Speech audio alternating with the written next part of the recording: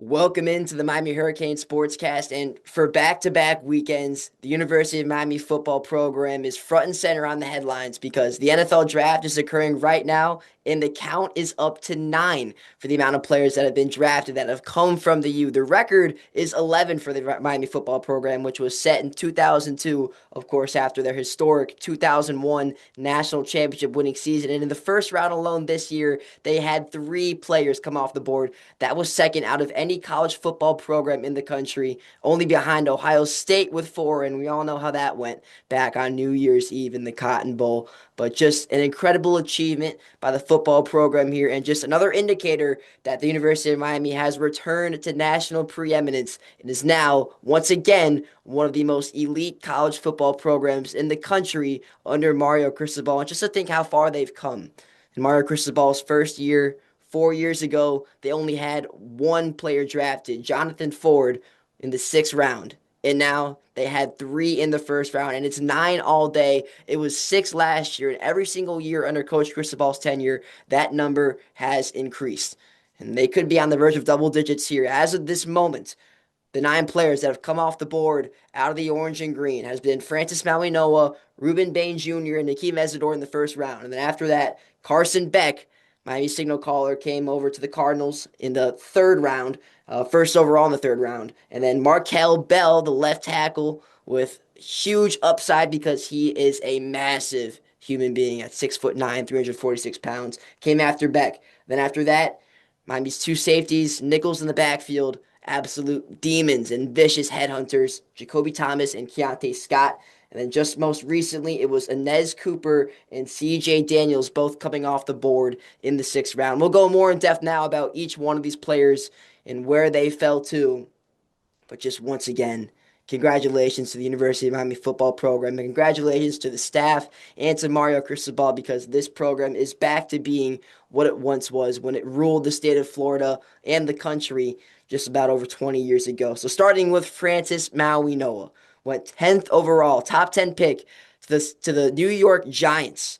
And what is kind of interesting about this was that he may have gone earlier had he not had a recent injury that popped up at the last minute, about a couple days out before the draft, where it was diagnosed that he had a herniated disc, back injury that could possibly cause some problems down the line. But if this had not appeared in the report, I mean, there is speculation he could have gone as early as the 3rd overall pick to the Arizona Cardinals, who ended up selecting Mr. Jeremiah Love, the running back out of Notre Dame, one of the most talented players in the NFL draft, but a player that this Miami defensive line held only 33 yards in his debut of the 2025-26 NFL season. So, some would say that offensive line is more important than skill positions such as running back because they won't be nearly as effective if they don't have good blockers to run behind. But we'll see how that fares for the Arizona Cardinals with Love being their first pick. Now I know instead goes to the Giants, where he will compete at the right tackle spot where he played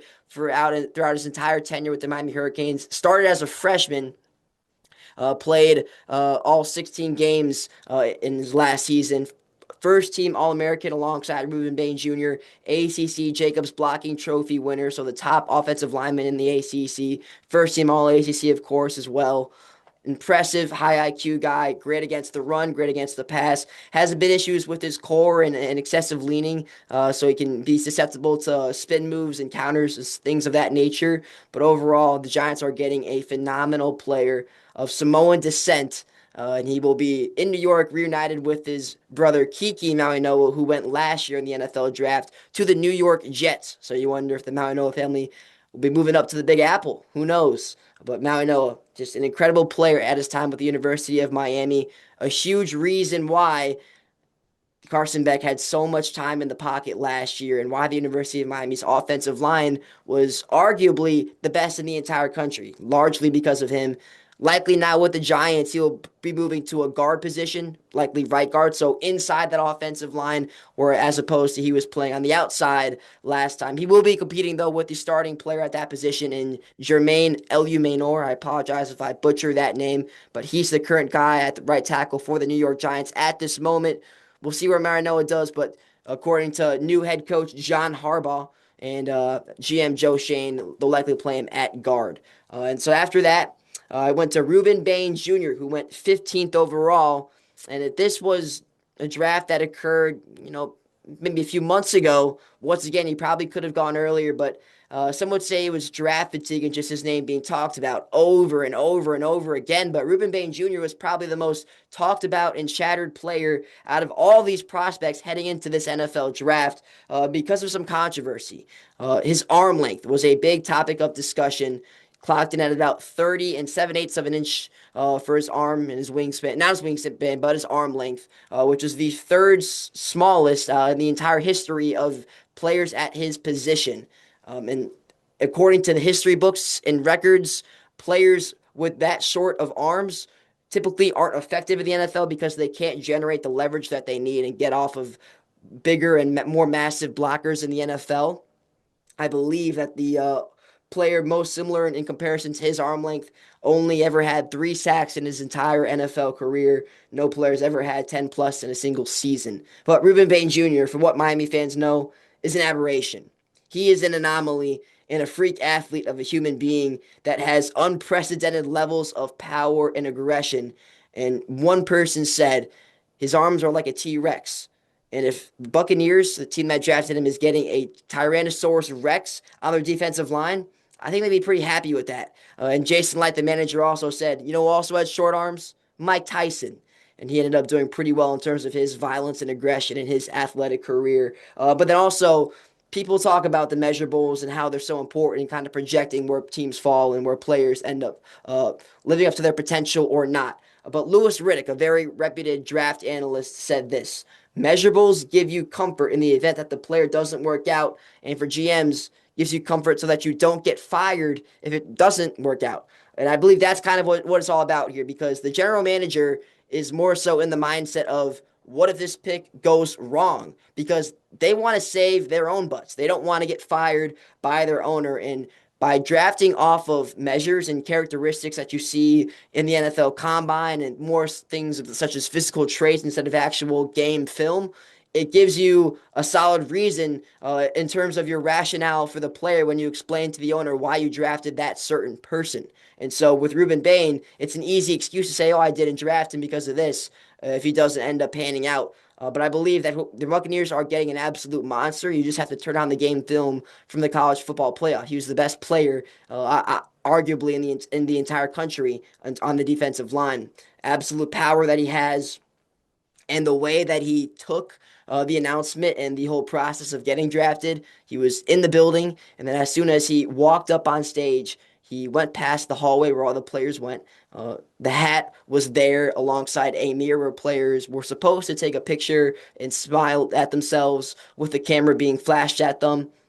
He didn't do that.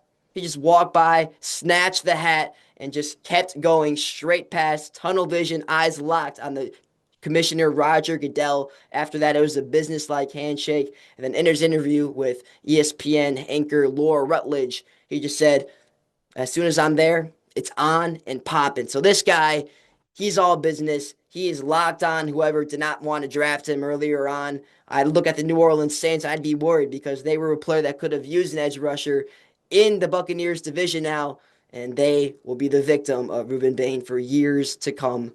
Congratulations to the Tampa Bay Buccaneers, and now Reuben Bain's nickname will shift from being Hurricane Bain to Tampa Bain as he stays in the Sunshine State where he grew up all his life.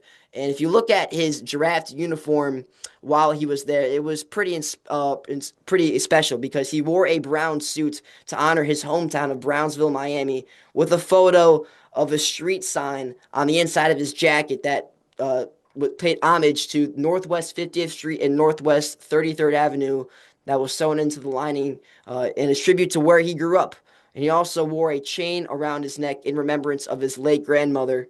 So you can really see that his family is super special and important to him, which I think is a huge green flag for players in the NFL. Very family-oriented and also very work-oriented because this guy just lives and breathes football. So the Buccaneers are getting a monster. Then Akeem Mesidor went with the next pick for Miami at the 22nd overall pick in the first round to the Los Angeles Chargers. And now there was some drawback to this pick by the Chargers fan base because of his age. And that's going to be the big thing with Akeem Mesidor. He's 25 years old, one of the oldest players to ever go in the first round in the last 20 years.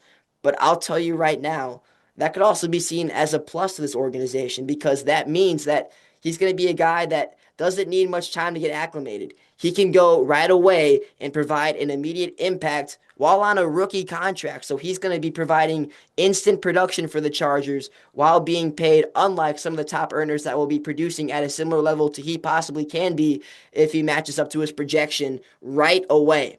And also, this guy, Akeem Mesidor, hailing from Ottawa, Canada, where he celebrated with his family when he received the call, by the way, is just a football savant. He was coached by Jason Taylor. Didn't really explode in his first few seasons. First was at the University of West Virginia, after he came from Canada and dominated at the youth grassroots level. Went over to a camp in Clearwater, Florida. Eventually went to the University of West Virginia to start his collegiate career, and then after that, transferred to the University of Miami. Played 6 seasons. Injuries were a bit of a setback as well, but he was healthy last year, and that is when he absolutely exploded.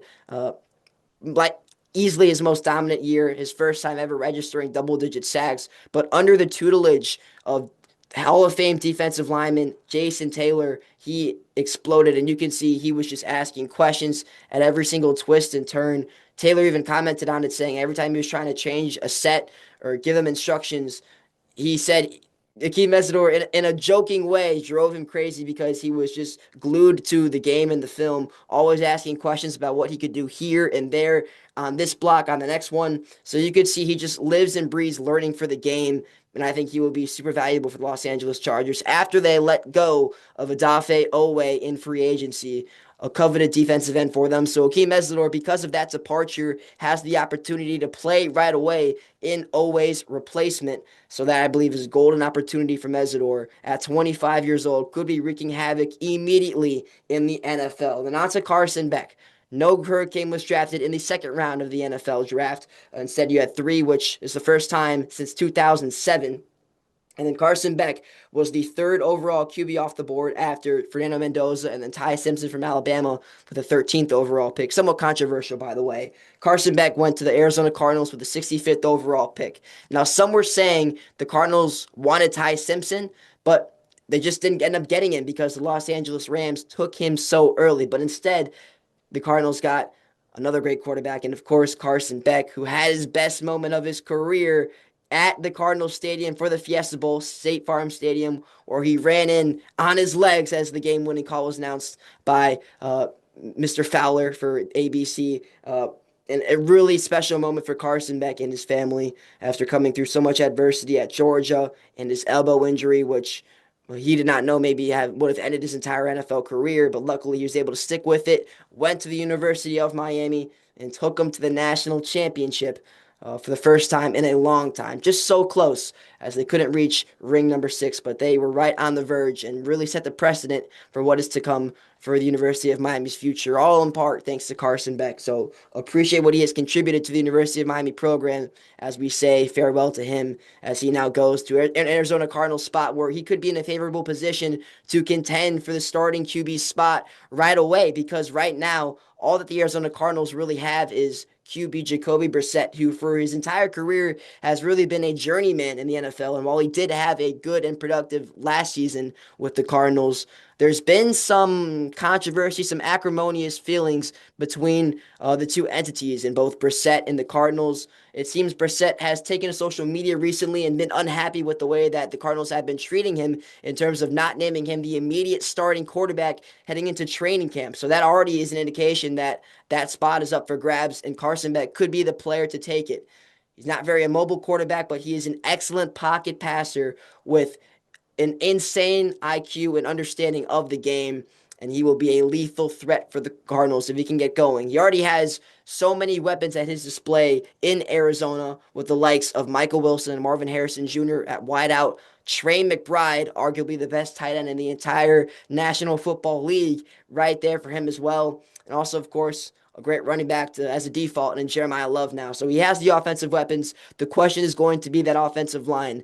But the good news is he had one of the fastest release times in terms of the way he threw the ball in the college football country last year at Miami. So you would think that because I think he was under about 2.5 seconds for each throw on average. That could be a good situation for him as he may not have to worry about getting as much pressure if he's able to release it that quickly at the NFL level. So he could be in a good spot there, regardless of how good or bad that offensive line is to start when he begins his career with the Arizona Cardinals heading into next season. So great for him. And then almost right after that, at the 68th pick, the Philadelphia Eagles traded up to select big ol' Markel Bell, standing at 6'9", 346 pounds. Bell started his collegiate career at Holmes Community College in Goodman, Mississippi, where he was one of the nation's top-ranked junior college players before choosing to transfer to Miami, where he was an absolute beast. Didn't allow a single sack at all last year, started all 16 games at left tackle, and like I said, didn't allow a single sack in 558 pass block snaps, earned third team All ACC honors for the Hurricanes, and helped them, of course, the number one offense in points per game in 2024 as well. So he was already showing signs of potential in his first year with the program when Cam Ward was at the helm at quarterback. And then he was transcendent in 2025, playing like one of the best left tackles in the entire country in college football last year. The Eagles got themselves a gem with the 68th overall pick with the projectable frame and size. He is going to be one of the largest left tackles, not just at the college level, but also at the NFL level. Just types of athleticism and physicality that you don't really see from your average human being, to say the least. This guy is going to be a monster. And also, just a smart kid. He was an academic All-American in Mississippi. The question about him was not his level of understanding and comprehension of the game or his wits. Some would speculate that because he started his career at the JUCO level, but it's just because he was a late bloomer. And now, of course, now that he's at his full metamorphosis phase at 6'9", there's no question he has the size ready to compete at the NFL level, and we wish him the best. At a Philadelphia's Eagles organization that has always been known as one of the best in the entire country in the NFL, where Lane Johnson, who's going to be a Hall of Fame tackle, looks like he's on his way out in terms of his retirement. Not many years left in the gas tank for Lane Johnson, so you could see that Markel Bell may be the succession plan there, where he has the opportunity to learn with some of the best offensive linemen in the entire country, as the Eagles have been known to produce, with Jordan Mailata and Landon Dickerson, Cam Jurgens as well. He'll be playing on a line with some of the biggest offensive linemen in the entire country. He'll fit right in there.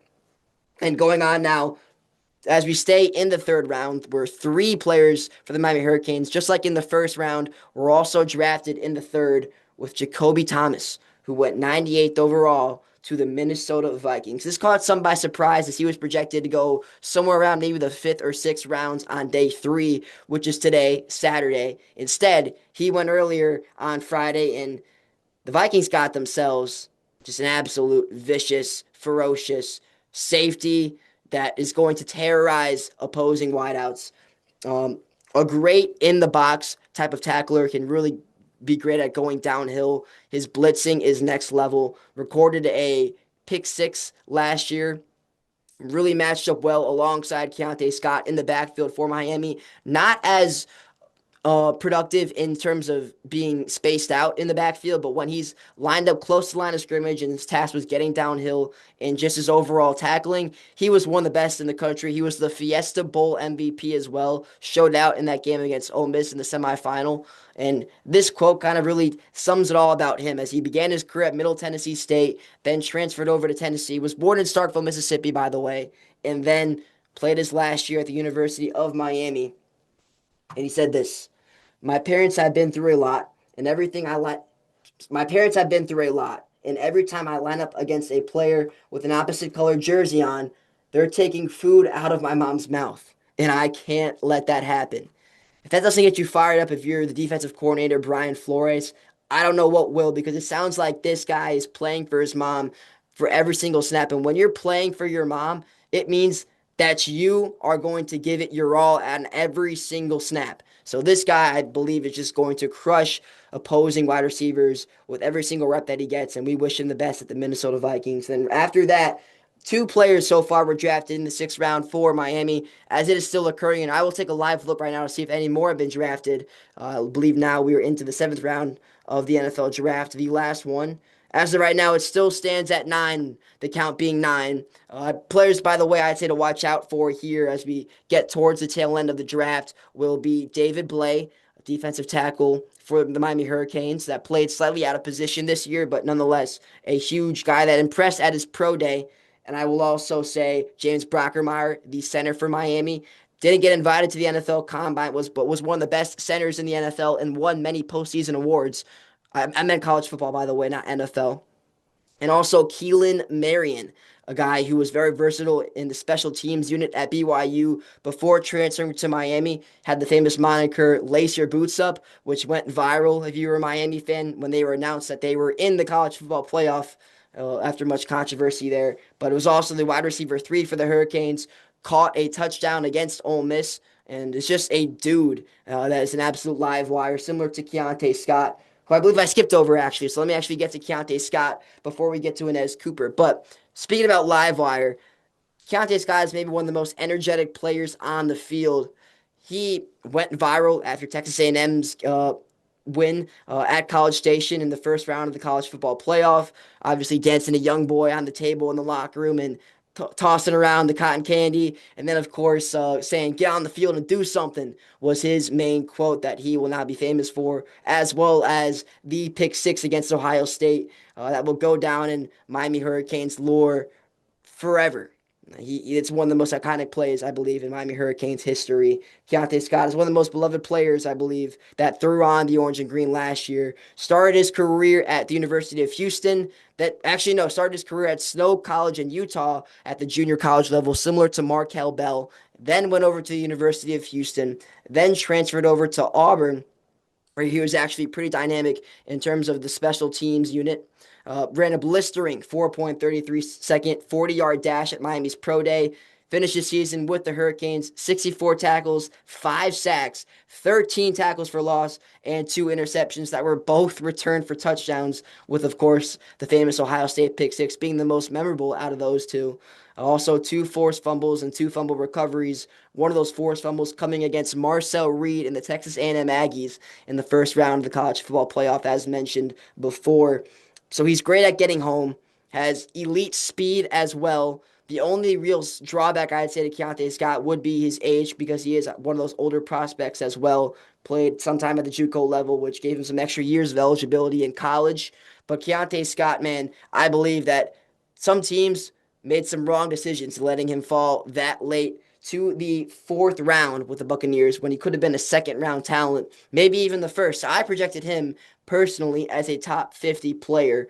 And I think that the Buccaneers, with him reuniting with Ruben Bain on that defensive side, is going to be a scary sight for many opposing teams to come.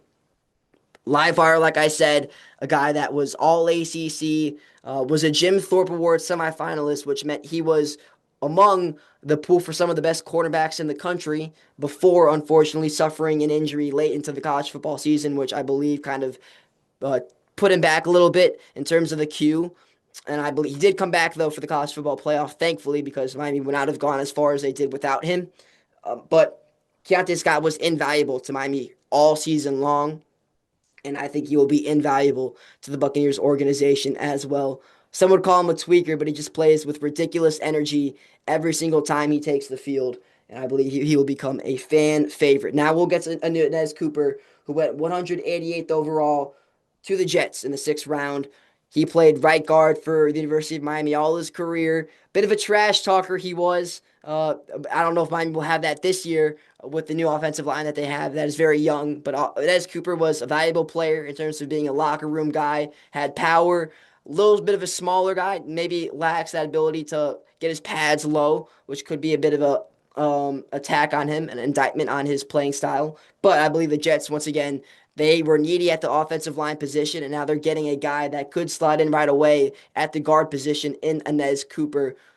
Famously, really good teammates with the Cam Ward. I believe once he actually visited the Hurricanes at State Farm Stadium for the Fiesta Bowl semifinal against Ole Miss. Kenneth Cooper famously got on Instagram Live after the game when Miami won and said, "Hey, I had to turn my play around. I got some flags earlier on in the game, but once I saw Cam Ward on that sideline, I knew I couldn't slip up anymore." So you could tell that they're tight there. It's unfortunate that I didn't go to the Titans to reunite with Cam Ward, but he will be at home with the New York Jets. So great for him. And then C.J. Daniels, the most recent player to come off the board for Miami, a player that the Los Angeles Rams actually traded up for with the 197th pick, also in the sixth round. Of course, had that famous catch to start the season against Notre Dame, the one-handed grab that was number one on the ESPN Top 10. He had some memorable moments. Started his career at Liberty with Malik Willis and Demario Douglas, who's now a wide receiver for the New England Patriots.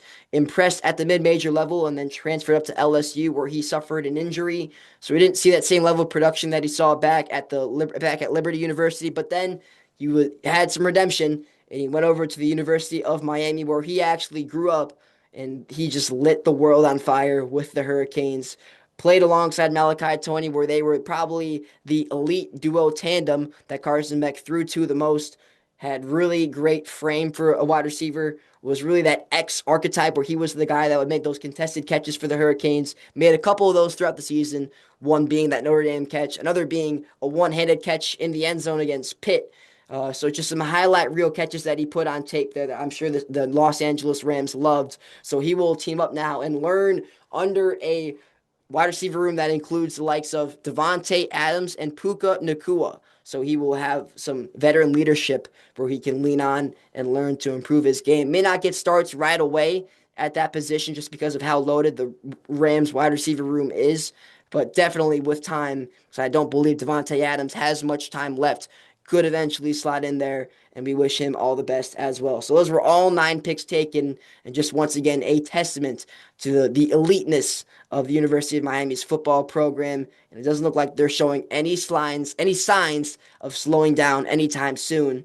And as we transition here, a large part of why they have really ascended over these last few years was not just Mario Cristobal, but also the athletic director, Dan Radakovich, as he is the next topic of news that we will touch on here because it has just been rumored by Pete Thamel, a reputed national college football reporter, that Radakovich plans to retire soon for the University of Miami's athletic program. He has served as the athletic director on multiple ACC university programs for 20 years now, starting in 2006 with Georgia Tech for 6 years. Then went over to Clemson in 2012 to 2021, where he won 2 national football titles. And then, since then, has been with the Miami Hurricanes alongside Mario Cristobal. Made the hire for Cristobal and also for head coach Jay Lucas, who broke records in his first year. So, an excellent talent evaluator and also just an excellent athletic director and steward of Miami's athletic programs, has really helped them grow, instrumental in Miami's ascension in the college football landscape. So it would be unfortunate to see him depart. And as of the news right now of how this all went down, it's kind of speculative. There's been some mixed reports about what really happened. I'll give you some information from reputed South Florida reporter Barry Jackson, who said he was told 7 weeks ago, and this has apparently been a developing situation that has been going on since before the football season of last year. So this was not news to many reporters that were in the know about this, but apparently Radakovich had been planning to retire as long as that period of time ago. He said by phone that it was not true to the reporters. Declined to comment and that he would definitely not be retiring, and said that he would 100% be wrong, that they would be 100% be wrong if any reporters wrote about it. And now, of course, this news is all coming out to the public that he plans to retire. And however, what we are now hearing is that the whole narrative that he is planning to retire is one that was forced upon by the university, and that in fact it was actually the university's decision directly to see him depart. Because as the news goes, Dan Radakovich's wife and his family had never actually moved to Miami with him. So there were rumors and possible thoughts that this was not a long-term situation. He came to the program in 2021, has been with it now for about 5 years. But in that time, he's never had his family around him. They've been back at home wherever he lives. And so that could mean to the University of Miami's top brass and board of directors that he is not a person that plans to be at the university for long. And so I believe that from their perspective, they wanted someone that could come in for a long time to manage the growing NIL landscape throughout the entire country and really be a businessman that can come in and approach the athletic program from that perspective. And so this is what Barry Jackson had to say on it as well. He was saying, from per source with direct involvement, this was UM's decision no matter what way it's spun publicly. They wanted a modern age athletic director who was adaptable to the deal making, ever changing, and financially driven NIL world of college athletics. UM has been targeting a specific person for weeks, and it would be a non traditional hire with a business background if they land this person per source, which means that they are not going after an administrative hire that is ties to the university. It would instead be a business like minded person, such as the current president and Joe Echeverria, who is known to be a very business oriented guy. And I think this is just my perspective, but hey, the University of Miami's football team and athletic program in general has really grown with these new figures at the helm. So I don't see this as a bad thing necessarily. It seems to be right now, as rumored, that Michael Yormark has been offered the job and seems to be the candidate that they are pursuing.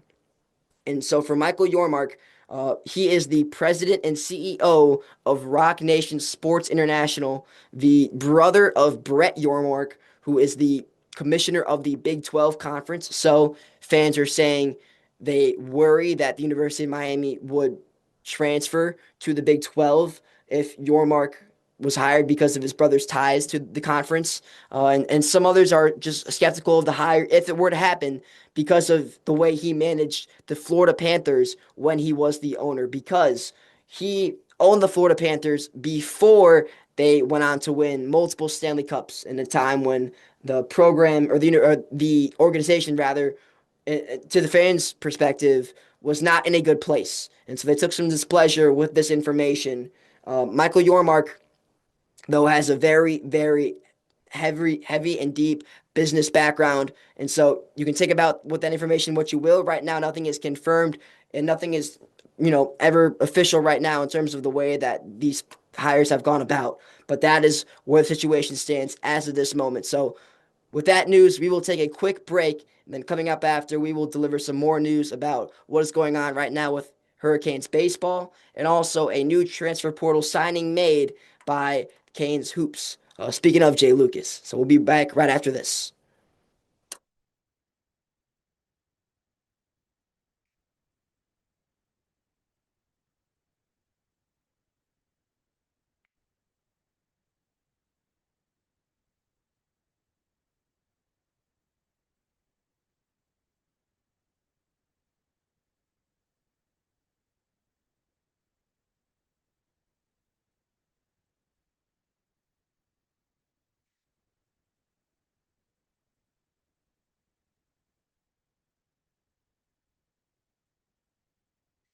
Welcome back to the Miami Hurricanes Sportscast. And as we transition from Hard Rock Stadium talking about University of Miami football to Mark Light Field with Canes baseball, who suffered a little bit of a scare Friday night when their ace pitcher, Rob Evans, who was 8-2 on the season, went down with a very scary non-contact injury when attempting to field a ground ball to his right side.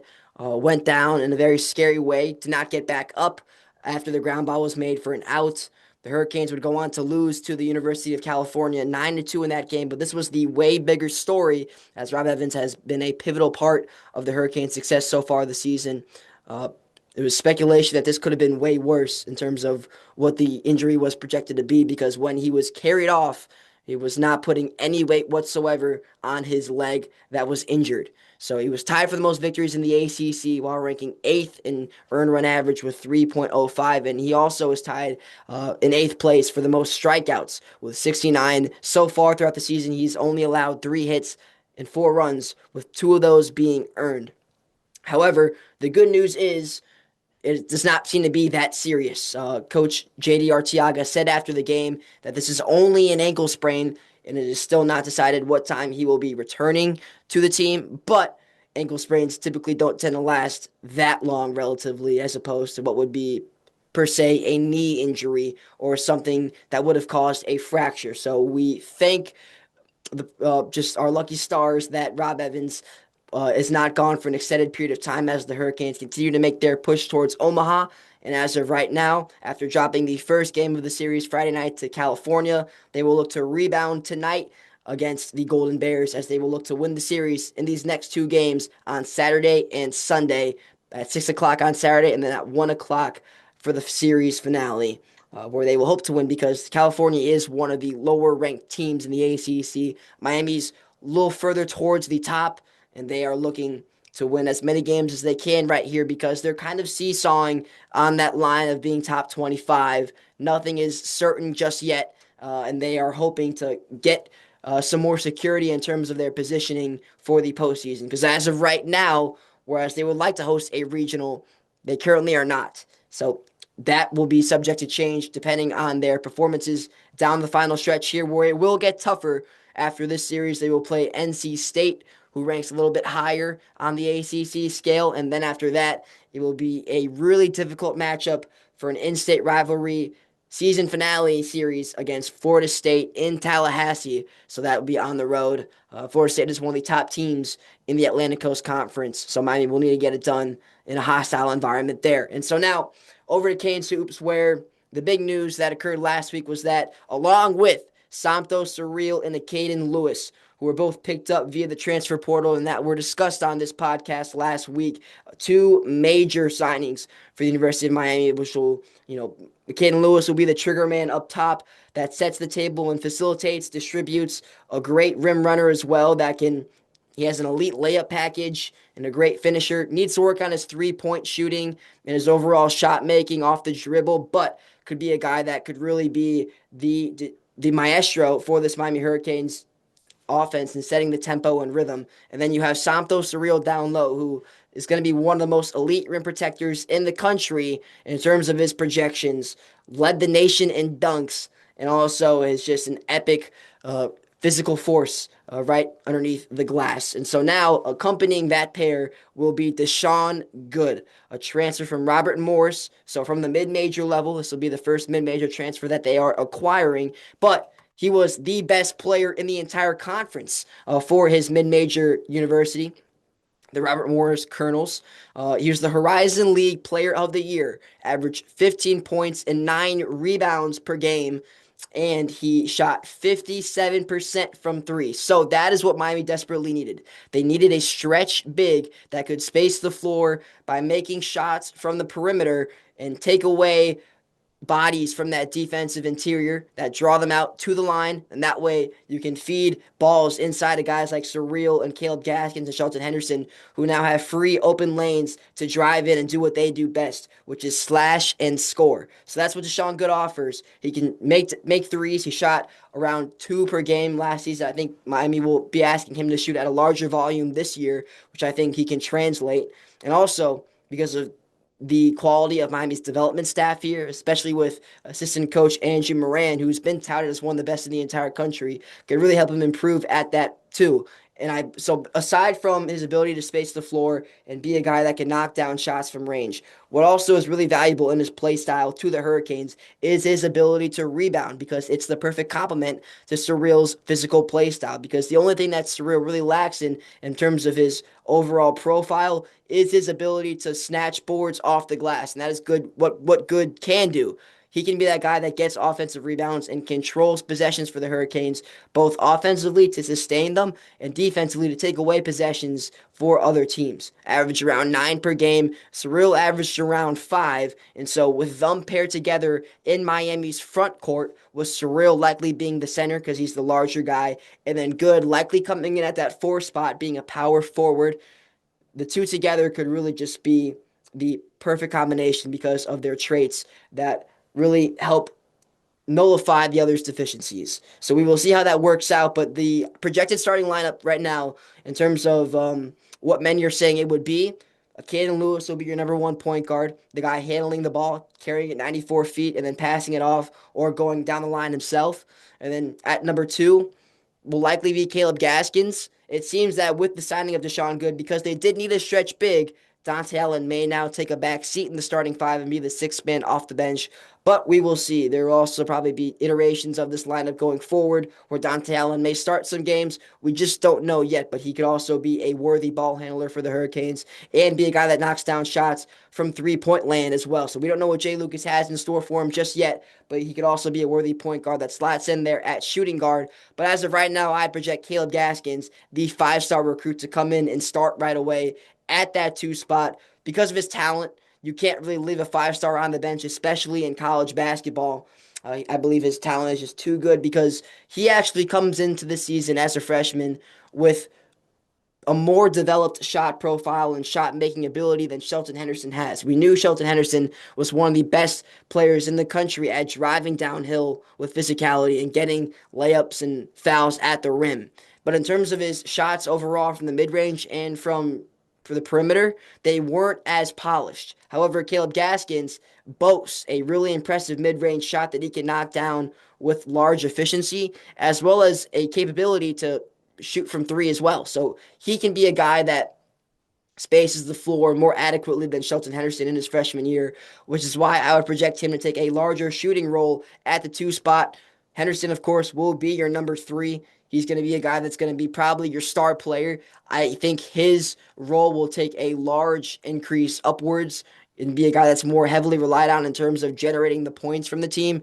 Caden Lewis will be one of those guys as well. But because of his age and because he's only going to be a sophomore heading in next year from Villanova, Shelton Henderson, who will also be a sophomore, but because he's been in the system with Jay Lucas for longer, I think he will be now the new star of this team, just like Malik Renew was last year. And then, of course, I believe Good will start at the four spot because I just think he is too quality to not be a guy that plays significant minutes for the Hurricanes, being the player of the year in his conference last year at Robert Morris. And then Santos Cyril could be one of the best centers in the country next year, will be your number five. This is a starting rotation that is being touted as a top 15 a top 15 roster in the entire country by some of the national aggregators at the moment. So we will see if that comes to fruition, but this by far is going to be the most hype the basketball program has ever received in a season for as far back as one can remember, because even after their Final Four and Elite Eight appearances, the season following those, they were unranked or ranked outside of the top 15, unlike this team coming up next year for the Hurricanes. After ranking within the top 25 in Jay Lucas' inaugural season, we'll look to take that next step forward and go even farther than the first round of March Madness like they did last year. So that will conclude this episode of the Miami Hurricane Sportscast. An expansive view of everything we've covered so far, from baseball to Canes hoops, and then, of course, all the news so far in the NFL draft and Hurricanes football. Of course, the spicy athletic director news as well. That'll be a developing situation that we will continue to monitor and provide you with more updates about. But as of right now, we'll sign off, and before we do that, we'll just take one last check of the NFL draft to see if any other Hurricanes player has gone off the board. And as of right now, that will not be the case. So, with that being said, signing off here, it'll be Liam Hickey with the Miami Hurricanes Sportscast.